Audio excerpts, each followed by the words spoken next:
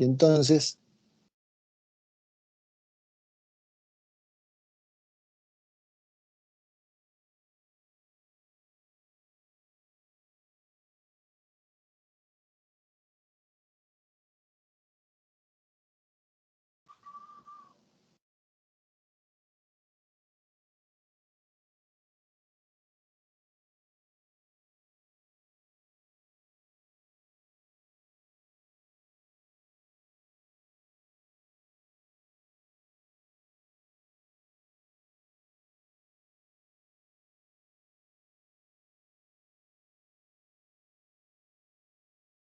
tengo un switch que va a operar a determinada frecuencia y que me va a estar conmutando el voltaje B, que es de entrada, y que se lo voy a estar entregando a una carga. Ese voltaje como tal no me sirve para la carga. Lo único que me sirve de ese voltaje, que es un complejo compuesto de un valor de DC y de una infinidad de armónicos, lo único que me sirve es la componente de DC. Todos los armónicos son indeseables. Entonces, necesito forzosamente, necesito forzosamente de un circuito que filtre, todo ese ruido y que no permita que llegue a la carga, para que a la carga le llegue únicamente la componente de DC. Y ese circuito va a estar conformado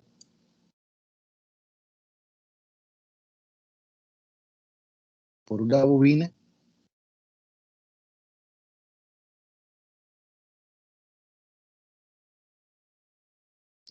vamos a hacer un filtro de segundo orden por un capacitor. ¿Qué frecuencia tiene la DC, jóvenes?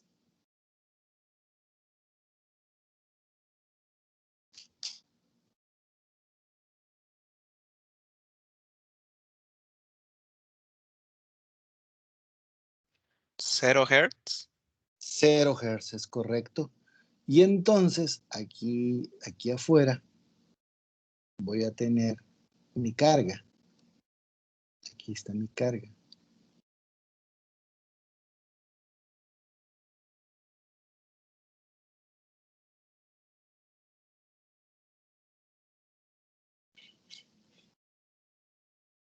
Este es RL.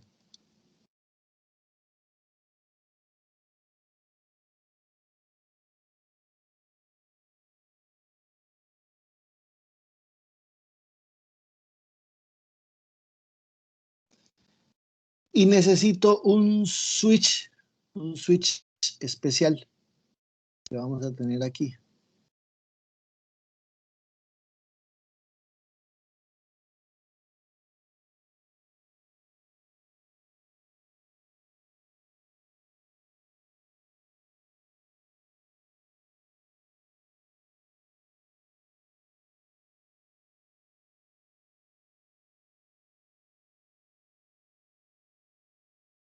Bueno, voy a tener abierto este switch y me voy a permitir cerrar este de aquí arriba. Y ahorita van a ver por qué. Aquí tengo un switch.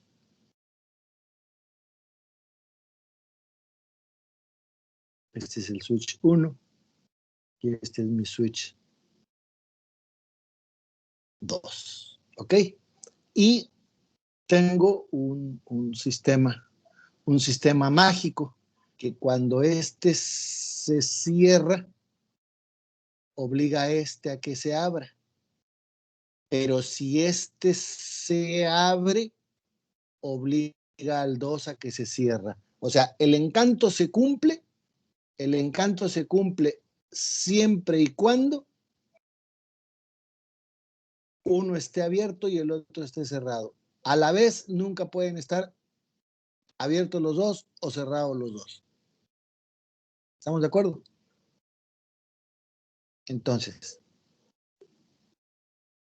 si switch 1 está encendido, implica que switch 2 está apagado. Y si switch 1 está apagado, implica que el switch 2 está cerrado o encendido. Y esto es el modo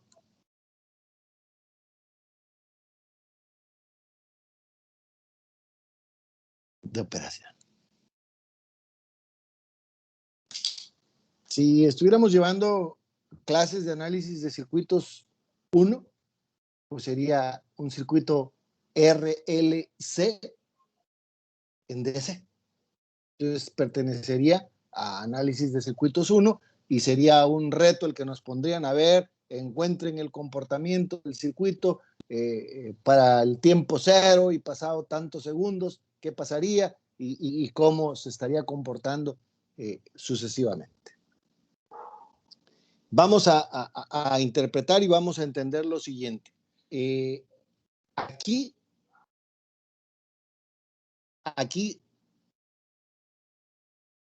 va a haber una componente de AC y va a haber una componente de DC.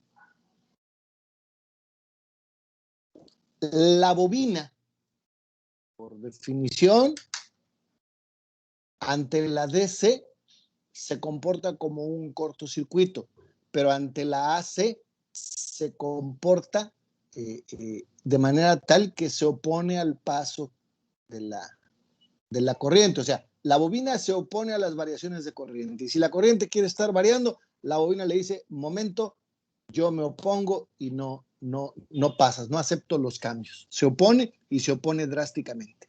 Entonces, vamos a ver que aquí va a haber una gran cantidad de voltaje, va a haber voltaje AC que se va a quedar en la bobina y entonces va a evitar que pase la componente de AC, se va a quedar con la componente de AC, pero va a dejar pasar la componente de DC. Sin embargo, aunque no lo queremos, aunque es indeseable, una pequeña cantidad de AC logra pasar e inmediatamente se encuentra el capacitor y el capacitor para la AC se comporta como un cortocircuito, deja pasar la componente de AC, la manda a tierra, mientras que finalmente lo que más deseamos es que la componente de DC vaya hacia la carga.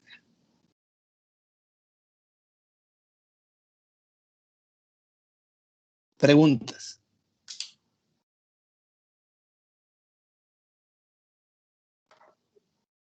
Inge, Ajá.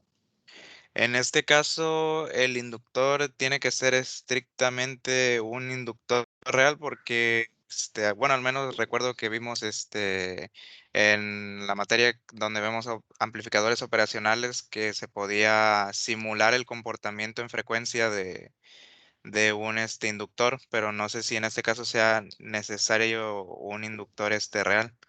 Cuando tú con el OPAM lo simulas, que haces un inductor sintético, es lo que se hace con los OPAMs. Cuando tú lo simulas, efectivamente logras con las señales tener el efecto de que la corriente se retrasa respecto al voltaje. Eso es lo que estás haciendo. Y es un fenómeno que logras con capacitores y con el OPAM. Logras el fenómeno del desfasamiento. Sin embargo, el efecto magnético no existe puesto que no está la bobina. Entonces, si tú lo que querías era retrasar la corriente, ya lo lograste, está chido. Pero aquí yo necesito que se almacene energía, yo necesito que esa energía se quede en la bobina. Necesito una bobina real, fuerte, natural y constante, vaya, en todo su esplendor, que funcione como tal, que no me deje con la ilusión.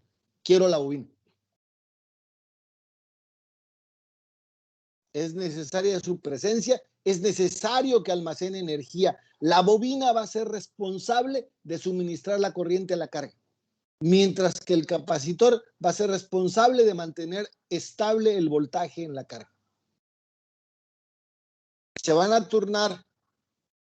El voltaje es responsabilidad de la del capacitor, la corriente es responsabilidad de la bobina.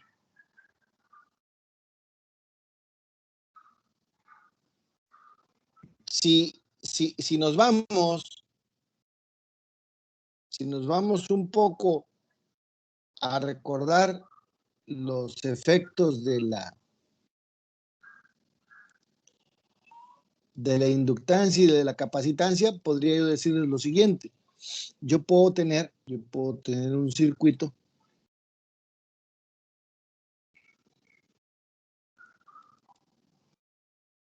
tengo un voltaje, tengo un switch, tengo una resistencia y tengo una bobina. Cuando yo cierre el switch, va a fluir corriente en este sentido. Cuando la bobina esté totalmente cargada, la bobina se va a comportar como un cortocircuito. Esta corriente I va a estar definida por B sobre R. Todo es dicha y felicidad, pero en el momento en que yo le diga al switch, desconéctate, entonces, cuando la bobina se cargó, aquí es el voltaje de la bobina. La bobina es pasiva. Se carga, absorbe energía. Ahí es pasiva. Pero cuando la bobina se abre, esto sería cuando el switch está encendido. Pero ¿qué pasa? ¿Qué pasa cuando el switch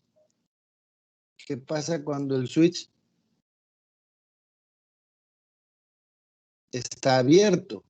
Entonces, la bobina está cargada. Absorbió energía.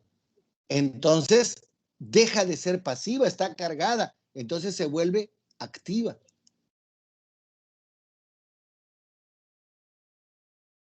Y sucede un fenómeno. Mientras se carga, lo voy a representar acá.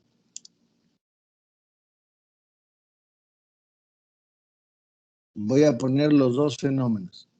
Voy a ponerlo cuando se cargó. Cuando se cargó,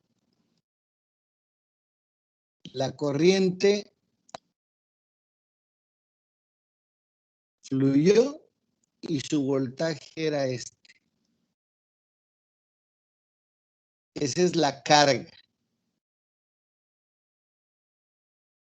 Pero ahora, ¿qué sucede? ¿Qué sucede cuando se descarga? En el momento en que a la bobina le dices que le vas a quitar la corriente, se opone al cambio de la corriente, pero se opone dramáticamente, al grado tal que invierte su polaridad. Ahora es el voltaje de la bobina. Aquí era pasiva,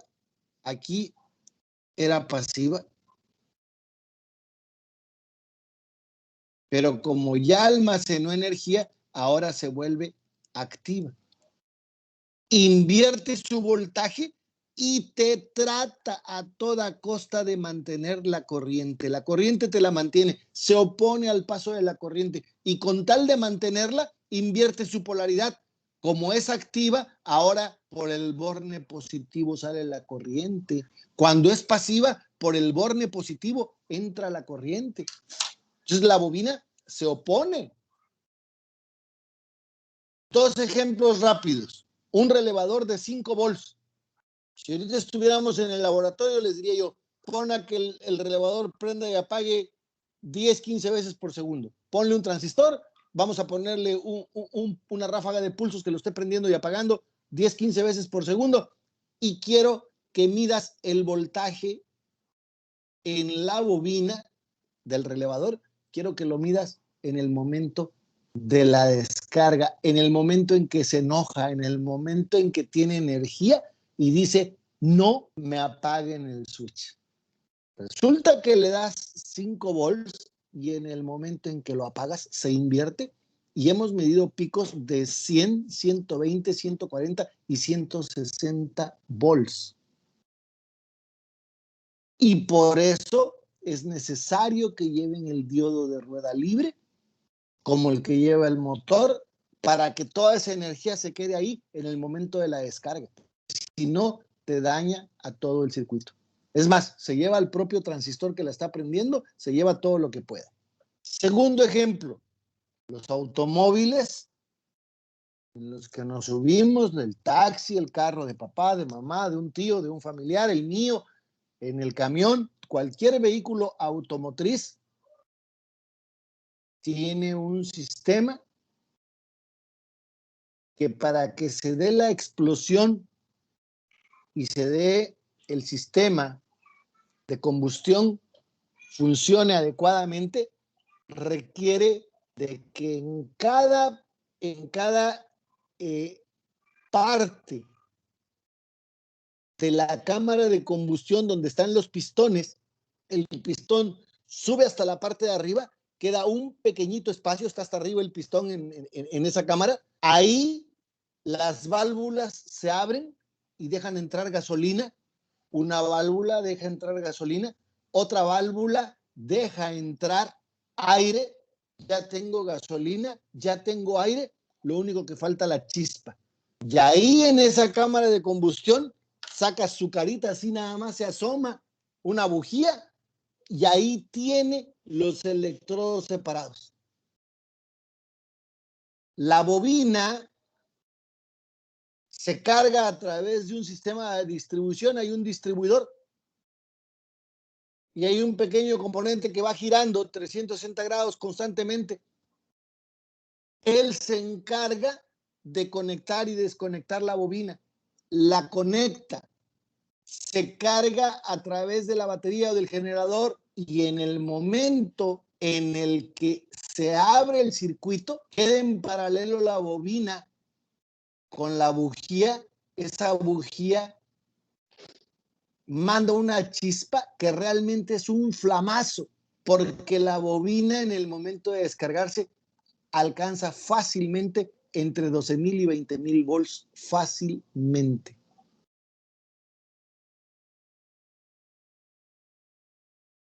Se necesita una separación de 1 centímetro y se necesitan 3,000 volts para ionizar el aire. Imagínate que la bujía no está separada 1 centímetro, está separada solo unos cuantos milímetros y no le pones 3,000 volts, le pones 12,000, 15,000, 18,000, 20,000 volts. Imagínate lo contundente del rayo que se forma, del rayo eléctrico que se forma ya dentro en esa cámara de combustión. Ya había gasolina, ya había aire y ahora le das ese flamazo y esa gasolina explota. Y en el momento en que explote, avienta el pistón hacia abajo y así sucesivamente lo hacen los demás, las demás partes del motor, que dependiendo del número de cilindros que sea, bueno, pues cada uno de los cilindros va recibiendo ese impulso constantemente para mantener al motor en movimiento. Entonces, imagínate lo que sucede con una bobina. En el momento en que se descarga, invierte su polaridad. Veamos qué pasaría con un circuito que no fuera la bobina, sino que fuera el capacitor. Hay cierta analogía. Tengo mi fuente de voltaje,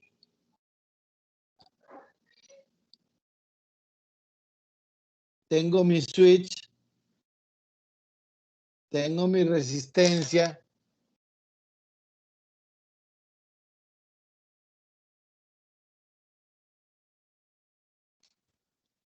tenemos la resistencia, y tenemos al capacitor.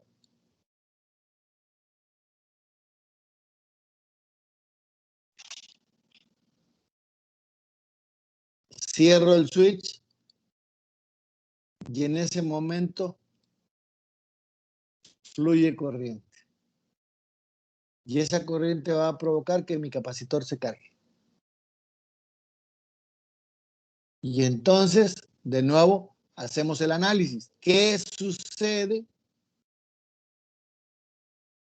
¿Qué sucede con el capacitor? Bueno, cuando es la carga, cuando es el proceso de carga, mi capacitor, ¿qué hace?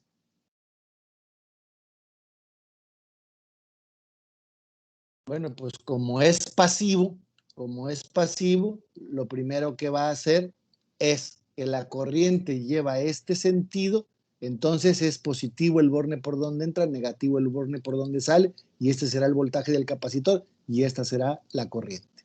Pero, ¿qué sucede con mi capacitor en el momento de la descarga? Hay una analogía entre el capacitor y la bobina. Ahora el capacitor se va a volver activo. Y en el momento en que se vuelva activo, algunas condiciones van a cambiar. Ahora es activo. ¿Y qué va a suceder?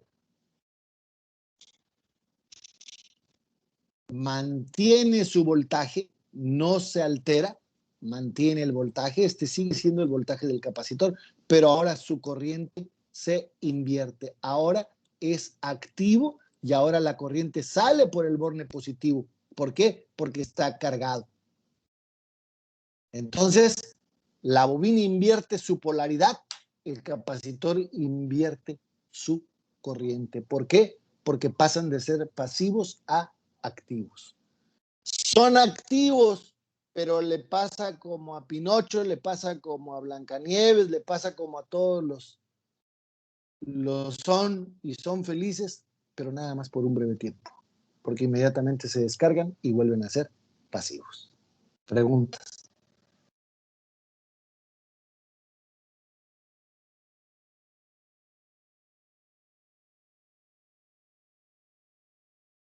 Disculpe. Al invertirse la polaridad del capacitor, cuando se vuelve activo, ¿qué es lo que pasa? La corriente. No se invierte la polaridad del capacitor cuando se vuelve activo, se invierte su corriente. Perdón, su corriente. Y lo puedes ver, podríamos agregar aquí, mira, ¿qué sucede si agrego aquí una resistencia? Ingeniero. Sí. Pero bueno, ya he visto en el circuito en el cual tenemos la bobina y el capacitor, una parte se iría hacia la bobina y otra parte hacia la carga. Sí. Efectivamente. A ver, Iván, me preguntaste. Sí, Iván.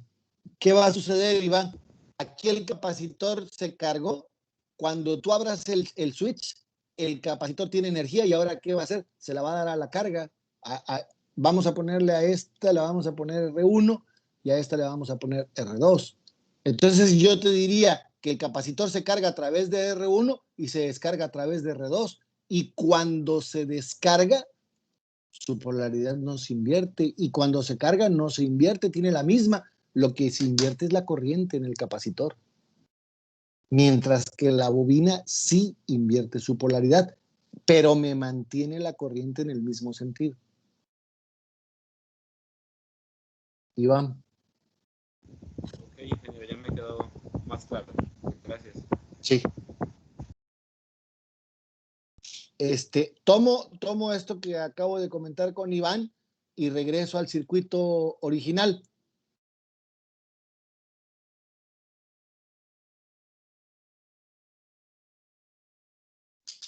¿Están listos? Voy a narrar qué sucede en el momento en que el switch 1 se cierra.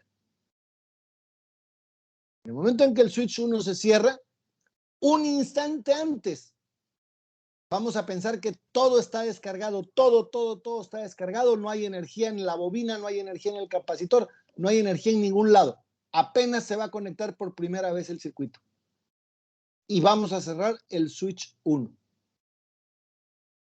Por lo tanto, si el switch 1 está abierto, el switch 2 estaba cerrado, y si el switch 2 estaba cerrado, todo el circuito estaba trabajando. Yo puedo dibujar este circuito de dos maneras. Observen. Lo puedo dibujar y puedo decir, mira, este es el circuito.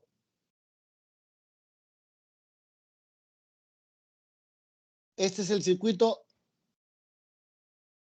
cuando el switch 1 se cierra. Cuando el switch 1 se cierra, es el proceso de carga, porque la fuente va a entregarle energía a todo. Se van a cargar bobina y capacitor. ¿Estamos de acuerdo? El switch 2, ¿cómo va a estar cuando el switch 1 se cierra, jóvenes? Abierto. Abierto. Correcto. Entonces ya ni lo dibujo al vato. Se va a sentir y me va a demandar ante el Congreso de la Unión y la Cámara de los Representantes y todos los representantes de los switches, pero pues no lo vamos a apelar al vato. Y me va a acusar de discriminación porque no lo pelé. Entonces, ahí estaría el switch 1 cerrado, ahí estaría la bobina, aquí estaría el capacitor y aquí estaría la carga. Ese sería el circuito RL, C, L, el switch 1 que está cerrado y mi fuente de voltaje. Mi fuente de voltaje es de DC, pero como conmuto, abro y cierro, abro y cierro, abro y cierro, en ese abrir y cerrar estoy provocando armónicos. Esos armónicos no existían, la componente es de DC pura y constante. Pero si yo estoy abre, cierra, abre, cierra, abre, cierra, pues estoy metiendo ruido.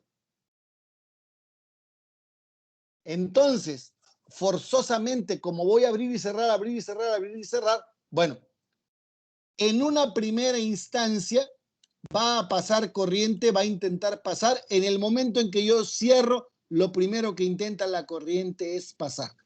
Durante un momento, la bobina se pone con sus moños. ¿Por qué? Pues porque la corriente era cero y ahora no va a ser cero, ahora va a ser otro valor. Y la bobina empieza, no, por aquí no pasa, mira, déjanos pasar. No, entiéndeme, yo no permito que cambien las corrientes, la corriente era cero, pero mira, somos DC. Bueno, hasta que por fin la convencen y dice, ok, si eres DC y no vas a cambiar, pasa. Me voy a volver un cortocircuito y me voy a volver un alambre. Y todo el mundo dice, wow, qué padre. Y entonces parte de esa corriente va a pasar hacia el capacitor y lo va a comenzar a cargar. Y parte de esa corriente va a pasar a la carga y la va a comenzar a alimentar.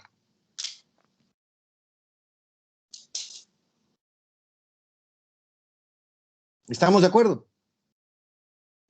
Sí.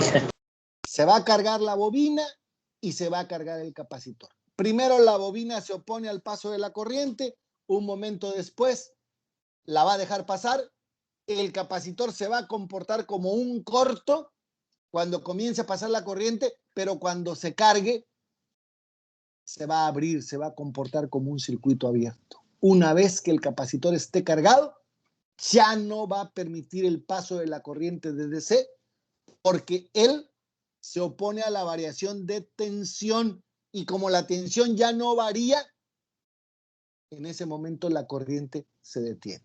Ya no va a pasar corriente a través del capacitor, el capacitor ya se llenó y la corriente solo va a ser fuente, bobina y resistencia. ¿Estamos de acuerdo?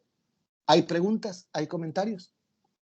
Profe, o sea, como quien dice, el capacitor y la bobina están solamente para filtrar la señal de, por así decirlo, alterna proveniente de los armónicos. De toda la conmutación. Exactamente. Okay. Exactamente. Porque si tu carga necesita DC, pues conecta DC directamente. Pero tú me vas a decir, no, pues que nada más necesita 5 volts. Ah, pues ponle un divisor. Ah, cuando pongas un divisor, el divisor va a consumir energía. Y se va a desperdiciar. Sí puedes poner un divisor y la divides y la bajas a 5 y le das a la carga 5. Sí, pero también las resistencias que te ayudaron al divisor te están desgraciando porque te están consumiendo todo. Bueno, ¿quién va a ser el switch 2? Pues les tengo noticias. El switch 2, que es el que se va a presentar cuando venga la descarga, y ahora vamos con el circuito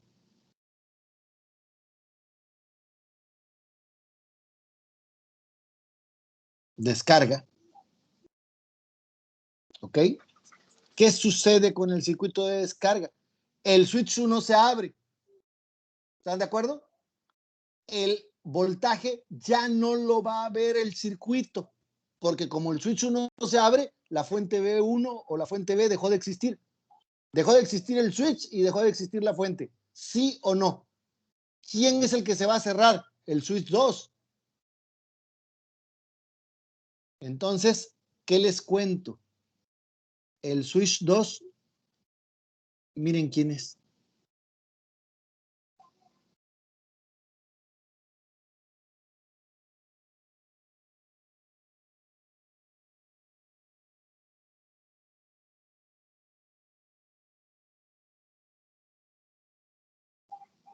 Pregunta, ¿el capacitor se quedó cargado? Sí. Sí. ¿Va a entregar su energía? Sí. ¿A quién se la va a entregar? A la carga. Oye, pero es que se la puede dar a la bobina. Para eso está el diodo. El diodo le va a decir, hey, así no, es en el otro sentido. Yo me cierro cuando se abre el switch 1, pero el sentido debe ser el que llevaban. Si le vas a entregar energía capacitor, entrégasela a la carga. Y la bobina en el circuito anterior, ¿qué polaridad tenía? Positivo el borne por donde entra, negativo el borne por donde sale. Como se le dejó de entregar corriente, ¿qué sucede con la bobina? Hace un pancho del tamaño del mundo e invierte su polaridad. Y al invertir su polaridad, trata de mantener el sentido de la corriente. ¿Y cuál es el sentido de la corriente? El mismo que va una parte hacia el capacitor y otra parte hacia la carga. Toda la energía que almacenaron capacitor y bobina durante el tiempo que el switch 1 esté abierto, ellos tienen la responsabilidad de suministrarle esa energía a la carga. Preguntas. Profe, entonces mi fuente de DC en este caso sería mi capacitor. Tu fuente de DC, pues es toda. Sí, no, pues, pero a lo que voy, cuando se cierra el switch 2, vamos a decirlo así, o sea, se Es el diodo. sustituiría. El diodo. Ajá. Ah, ok. El diodo es mi switch 2. Espérame, lo pongo bien. Este es mi switch 2. Y observa que va a estar cerrado. Observa que su sentido de corriente va a ser hacia arriba. Mira, conduce, o sea, él es un corto. Oye, es que no es un corto. Bueno, pues tiene 0.7, pues. Es casi un corto, no es un corto, es casi. Pero conduce.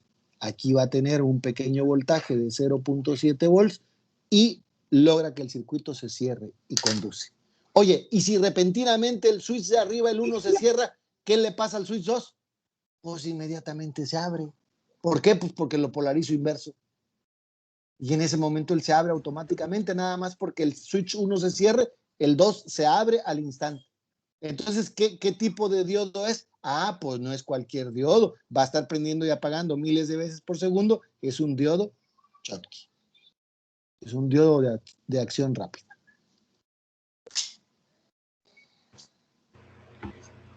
Sí, Inge, ahorita lo acabo de simular, una pequeña simulación en Every Circuit y sí trabaja como se indica. Of course. ¿Preguntas, jóvenes?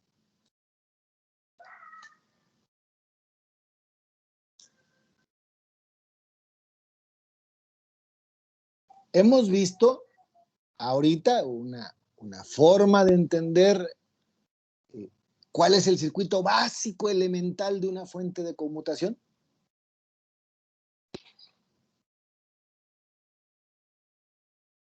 Hemos visto cuáles son sus elementos principales. Sus elementos principales son una bobina y un capacitor que conforman un filtro pasabajo.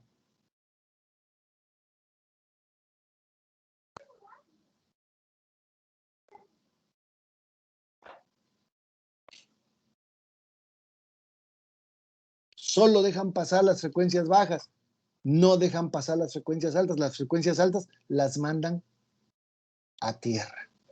¿Se queda con ellas la bobina o las mandan a tierra a través del capacitor?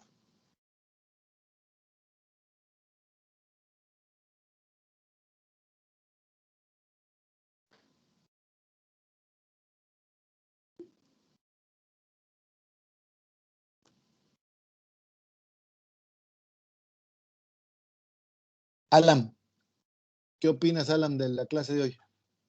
¿Qué dudas tienes? ¿Qué comentarios? Pues ninguna duda hasta ahorita y se me hizo interesante pues la aplicación sencilla de los dos switch para hacer que el circuito sirva de dos formas diferentes, con un pequeño cambio.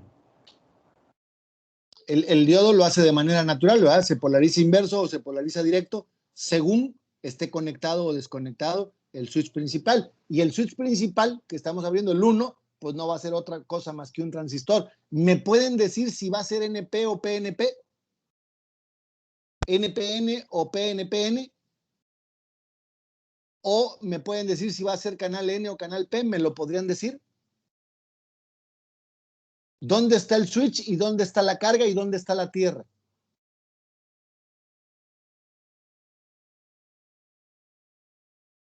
Sería... No se equivoquen. Podríamos. Es pregunta de examen. No se equivoquen, contesten exacto.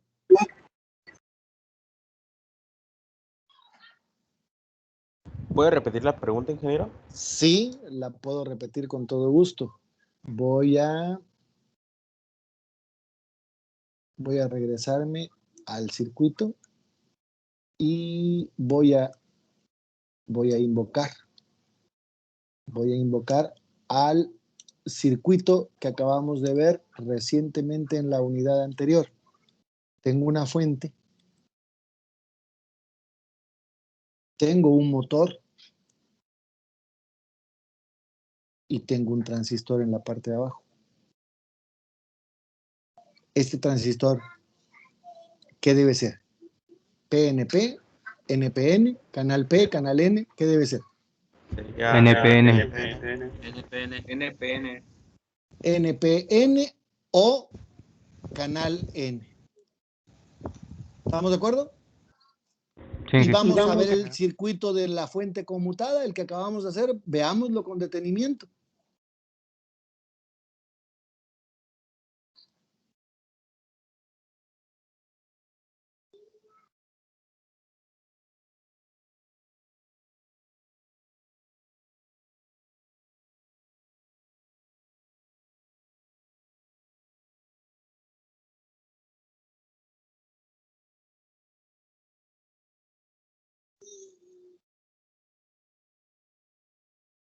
¿Y dónde va nuestro diodo?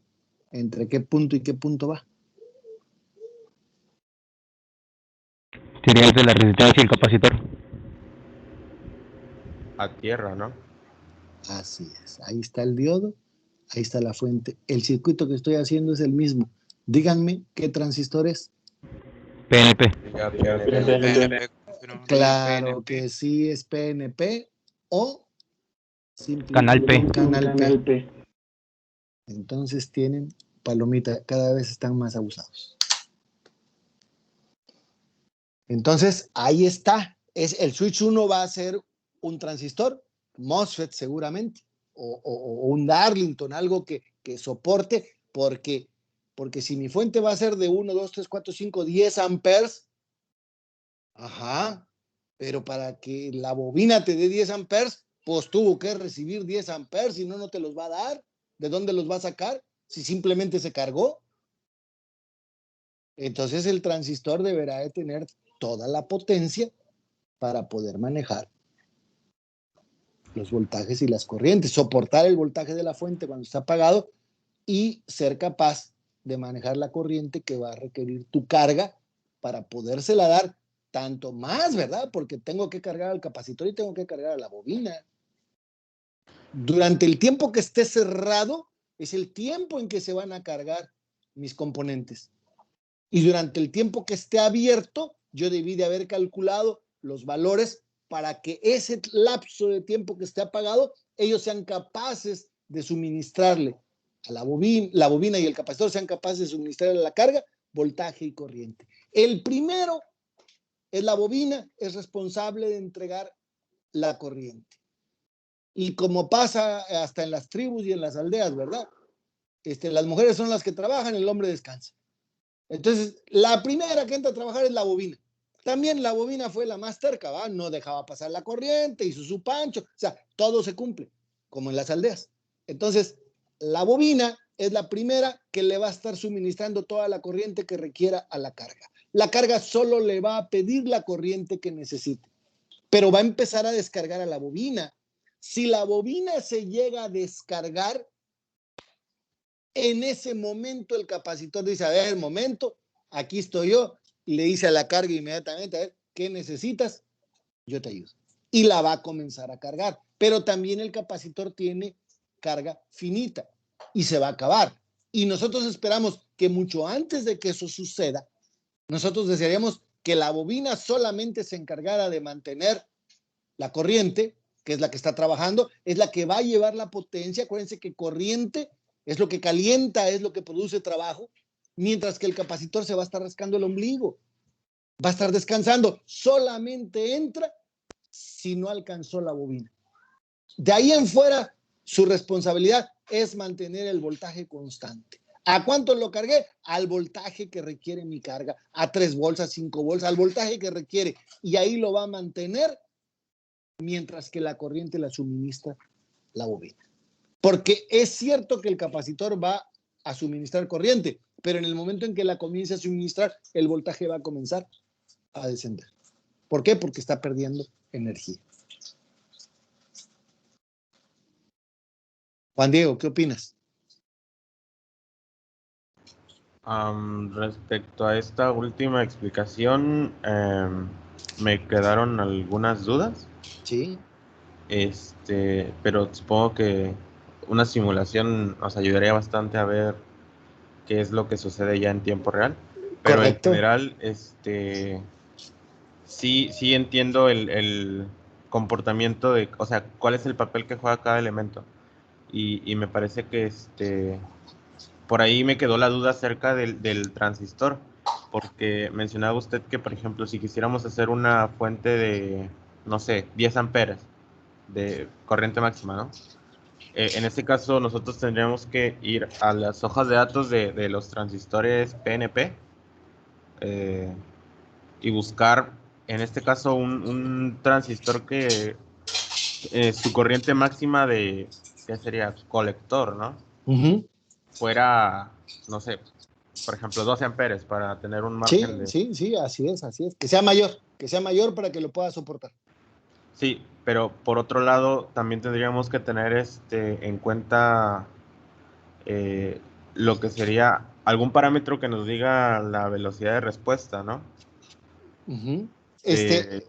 Tú vas a decidir la frecuencia de conmutación de tu fuente. Tú la decides, es un factor de diseño. Claro, a menos que te digan, diseña una fuente de conmutación para 50 kHz. Bueno, pues ya te dijeron que es de 50 kHz, la tienes que hacer de 50. Pero en realidad tú decides de qué frecuencia la haces. Sí, mi duda es respecto a, bueno, por ahí va encaminada mi duda, respecto a qué ventajas nos presentaría a nosotros tener por ejemplo, una fuente de 50 kHz frente a una de, no sé, 20.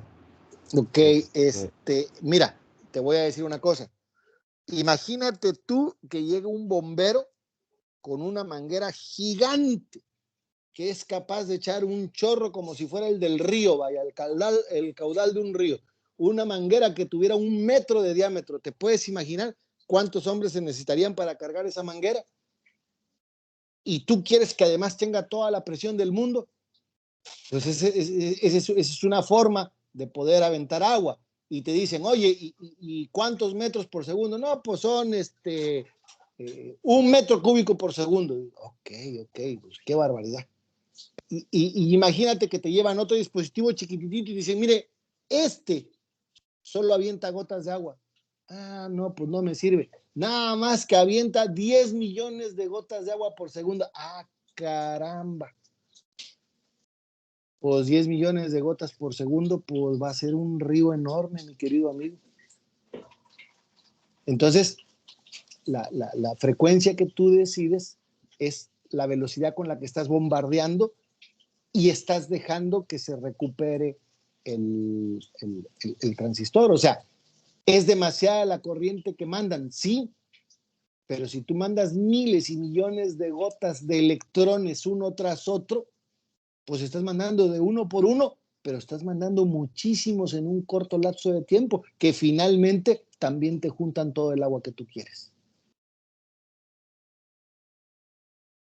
Una cosa es que tú dejes caer un solo chorro de agua que te llena la cubeta al instante, y otra cosa es que tú digas, ok, voy a aventar 1 millón de gotas por segundo, y de todos modos también te llena la cubeta en un instante. ¿De qué va a depender, creo que fuiste tú, Juan Diego, quien hizo la pregunta, ¿de qué va a depender todo esto? Ok, si yo aumento la frecuencia de operación de mi fuente, deberé tener transistores que tengan la capacidad de resolverlo. Te voy a pedir un favor, Juan Diego, Sí, divide 1 entre 50,000, si eres tan amable.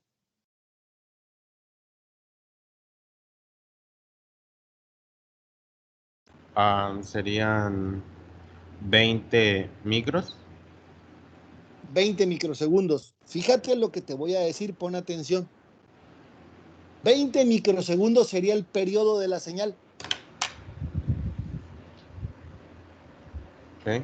¿Estamos de acuerdo? 20 microsegundos tiene para prender y para apagar el transistor. O sea, en esos 20 microsegundos va a haber una fracción de esos 20 microsegundos para el ciclo útil que va a estar prendido y otra fracción de tiempo que va a estar apagado dentro de esos 20 microsegundos. El tiempo encendido más el tiempo apagado van a sumar 20 microsegundos. Si tu transistor se tarda 10 microsegundos en prender y se tarda 15 microsegundos en apagar, nada más en que te obedezcas está tardando más que el periodo de tu señal. ¿Ese transistor te sirve? No te sirve. No. Descartado, porque sus tiempos, tienes que tomar cuánto tiempo le tarda encenderse y le tienes que tomar cuánto tiempo le tarda apagarse. Lo sumas y dices, ok, este es el tiempo que tarda en obedecerme. Si se ocupa todo el tiempo del periodo, no me sirve. Cuando yo le estoy mandando a prender, yo estoy pensando que ya me obedeció y cuando ya le voy a decir apágate, el vato apenas se va a prender. Y ahora ya le mandé a decir apágate, lo voy a volver loco, no va a saber qué hacer.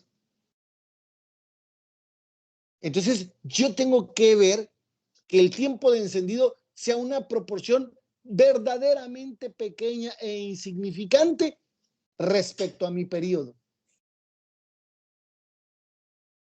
Que le tome, no sé, el 1, el 2, el 3% de ese tiempo encender y apagarse. ¿Para qué? Para que me quede el 90 y tantos % de que de verdad sea lo que yo tengo control.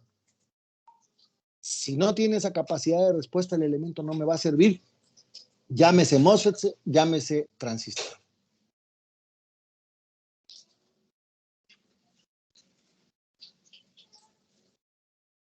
Sí, que ya me quedó más claro. Ahora, podríamos hacer pruebas, mi querido amigo, de ver cómo se está comportando el consumo y cómo se está comportando la carga, y entonces sacaríamos unas características especiales para esa carga que vas a alimentar, llámese computadora o llámese no sé qué que vas a alimentar. Habría que ver cómo se comporta variando la frecuencia y ver qué ventajas nos ofrece con esas curvas características y decir, híjole, me conviene más meterlo a esta frecuencia porque consumo menos energía y es más eficiente, me hace muy bien el trabajo. Y ahí ya decidiríamos qué frecuencia sería la más conveniente. Ahorita lo que estamos aprendiendo es a diseñarlo a la frecuencia que nos dé la gana, a hacer un traje a la medida de acuerdo a la carga, lo que necesita. Les decía yo alguna vez, vas a ser padrino y van a bautizar a un niño y vas con el sastre y vas a Casas Castilla y compras 6 metros de tela y vas con el sastre y le dices, oiga, hágame un traje para mi ahijado porque va a ser su primera comunión y yo soy el padrino. Ahí le encargo el traje y le entregas la tela. Lo primero que te va a decir, oiga, tráigame a la criatura para ver de qué alto es, para ver si el vato está llenito, si está flaquito, si está altito, si está chaparrito. ¿Cómo está? Lo tienen que medir, tienes que saber las características de la carga, para qué carga es, para tomar la mejor decisión. Ahorita lo que estamos haciendo son cuestiones generales para aprender cómo funciona, para aprender cómo se calcula y a partir de ahí, bueno, pues ya entrar al terreno del diseño y empezar a diseñar fuentes para una carga específica que así lo requiera.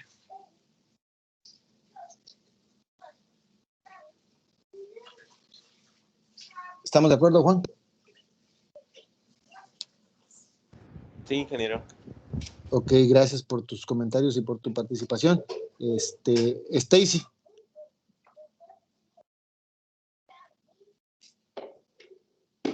Diga, ingeniero. Ay, perdón, es que te he prendido mi ventilador.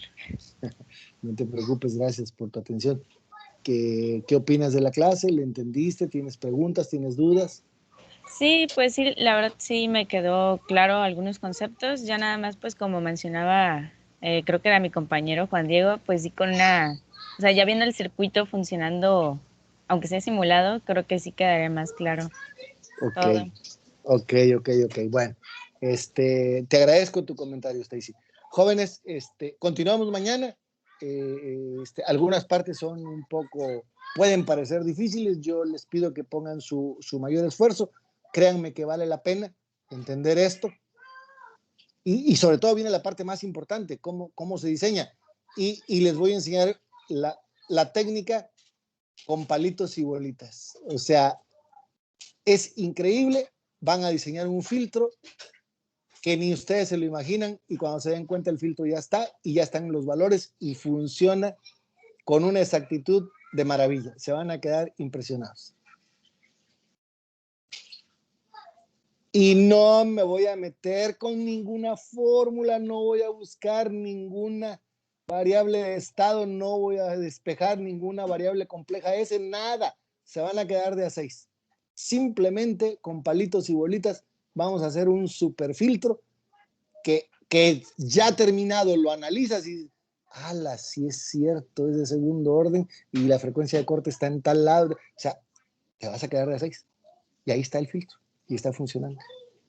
Claro, la bobina va a depender de cuánta corriente. La bobina la tienes que construir o la tienes que comprar de acuerdo a la corriente. Tú puedes necesitar una bobina de 100 microhenrios, pero cuando vas a comprar un capacitor, ¿qué te preguntan? Hay 2 datos que te piden para un capacitor. ¿Cuáles son? El voltaje y la frecuencia.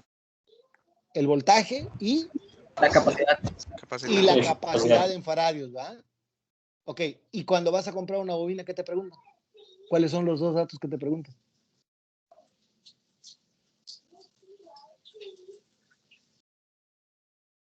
También ¿no? Es como su tipo, capacidad y su voltaje, ¿no?